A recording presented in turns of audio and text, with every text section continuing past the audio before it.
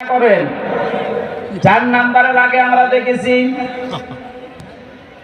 শুধু অফিস একটা লাগে। আমাদের যে অফিস আছে এই পৃথিবীতে, আমাদের অফিসের নাম হচ্ছে মসজিদ। আমাদের অফিসের নাম কি?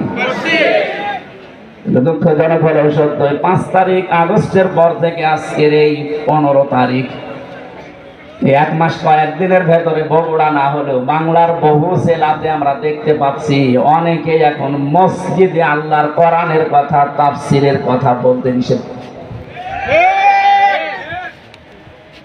15.5 বছরে এত বড় বড় জালেমরা পর্যন্ত সাহস পায়নি যে মসজিদে আল্লাহর কথা বলা যাবে না, কিন্তু এই 1 মাসে 8-9 দিন আমরা দেখতে পেলাম।